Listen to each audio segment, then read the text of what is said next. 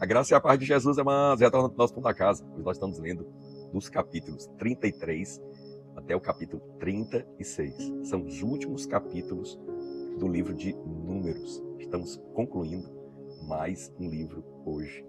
E a palavra de Deus traz ali o cuidado de Deus nos últimos momentos, quando eles estão nas campinas de Moabe.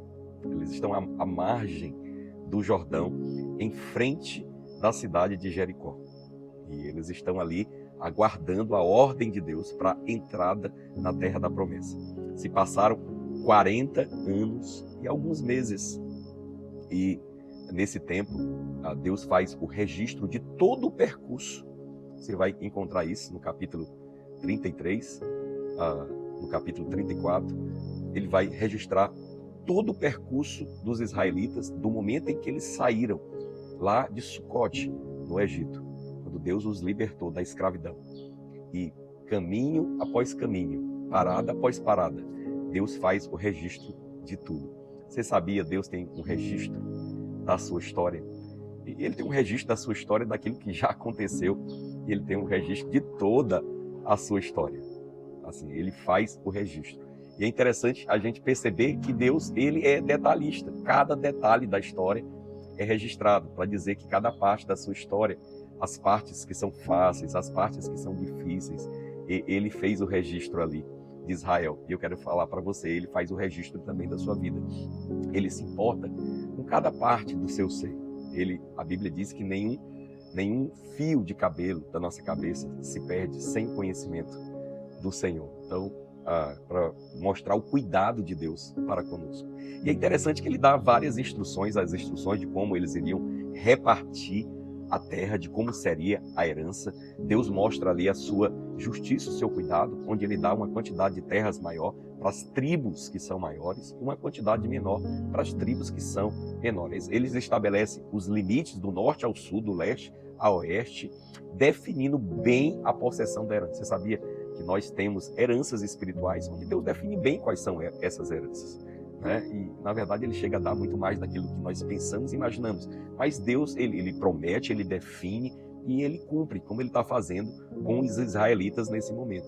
E é interessante que Ele dá uma instrução, e é essa que me chama a atenção. Ele diz, olha, quando vocês entrarem na terra que o Senhor, teu Deus, dá a vocês, a terra da promessa, vocês são responsáveis por expulsar todos os moradores da terra.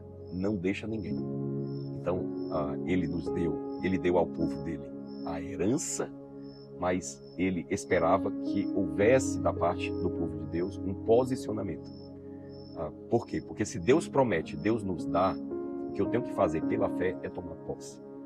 Então, esse se apossar não seria sem luta, mas Deus já tinha decretado a vitória.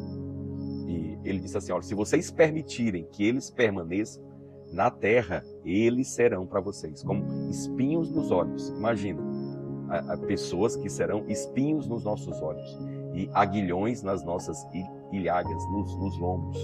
Quer dizer, aguilhões são aquelas pontas de ferro que se usa para espetar touros, né? O gado, para poder o gado avançar.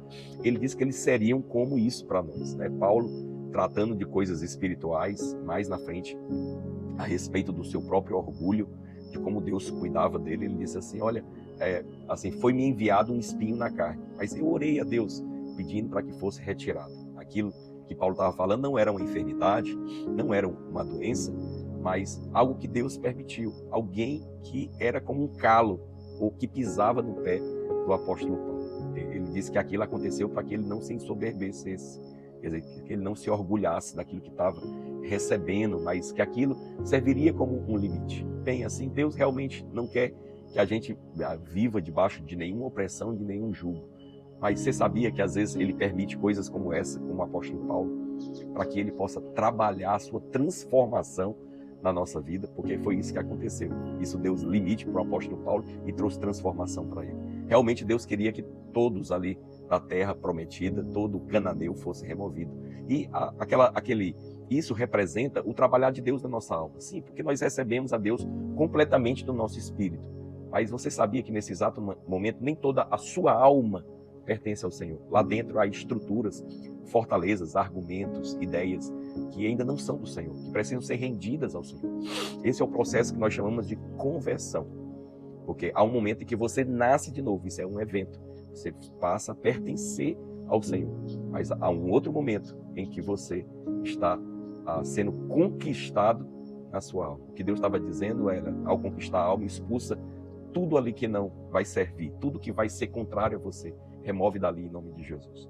E na verdade isso não acontece ao mesmo tempo, né? Deus disse que aquilo ia ser de maneira paulatina, mas eles deveriam expulsar tudo. Nós também devemos cooperar com Deus para que todo pensamento, toda fortaleza, toda atitude, todo comportamento contrário a Deus, que não se alinhe com o governo de Deus, seja removido também da nossa vida. Essa é a instrução dessa palavra hoje para nós. Amém, meu amado? Então, que Deus abençoe você, receba o pão da casa.